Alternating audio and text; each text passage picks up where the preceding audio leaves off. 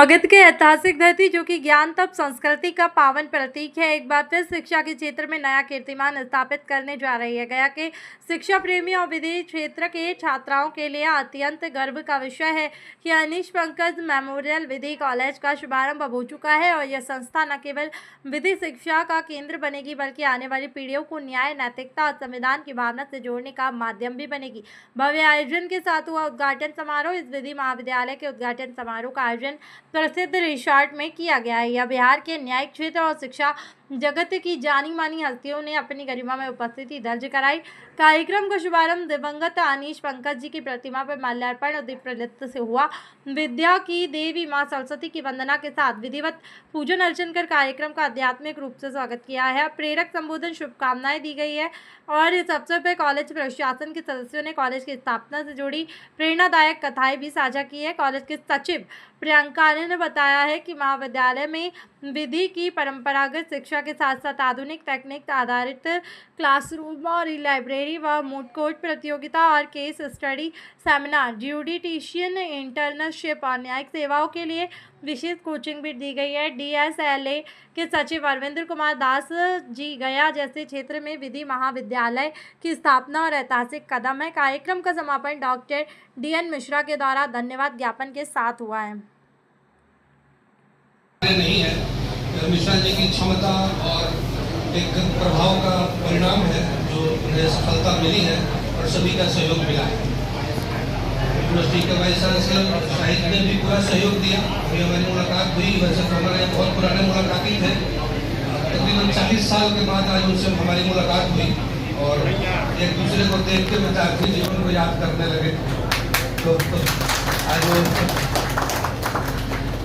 महज ये एक सवाल है कि जीविका चलाने के लिए नहीं है, ये एक समाज की बहुत बड़ी जिम्मेवारी है।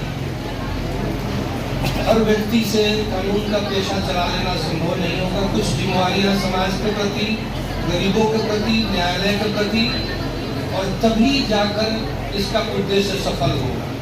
संविधान के दायित्वों के मुताबिक अभी जैसा कि उन्होंने कहा कि कानून का पालन करना चाहिए, वस्तु स्थिति यूँ है कि कानून का पालन जबरदस्ती करा लेना कहीं भी किसी एनफोर्समेंट मशीनरी के लिए संभव नहीं होगा। किसी कानून का अनुपालन नहीं करने वाले अगर 2-4-5% लोग हों तो उन्हें संभाला जा सकता है, लेकिन जहां 95% लोग जब रोड जंप करने लगेंगे, आपराधिक प्रवृत्तियों में जब आ जाएंगे, तो किसी प्रशासन की क्षमता इतनी नहीं रहेगी। आवश्यकता इस बात की है कि इस लॉ कॉलेज के विद्यार्थी जो हमारे यहाँ से निकले, उनमें एक इस तरह का भाव हो, आपराधिक प्रवृत्ति से दूर रखने का भी भाव हो। अपराध करके किसी अधिवक्ता का काम है अपराध से उसको मुक्ति दिला दिया, बेल करा दिया या उसका एक्विटल हो गया, यहीं तक नहीं रखें। एक वकील के व्यक्तित्व में ये क्षमता होनी चाहिए कि उस अपराधी को न्याय मिलने के साथ साथ उसके हृदय में भी एक परिवर्तन ला दे, ताकि वो फिर अपराध की पुनरावृत्ति न करे। यह समाज का बहुत बड़ा प्रबुद्ध वर्ग है और जिससे बहुत अपेक्षाएं। इसी लॉ कॉलेज से आगे चलकर अधिवक्ता भी निकलेंगे, न्यायिक पदाधिकारी भी निकलेंगे, ऊपर के कोर्ट के लिए भी जजेस यहीं से आते हैं। इसलिए शुरुआत में विद्यार्थियों में ही उस तरह की भावना अभी से ही जागृत करनी जरूरी है।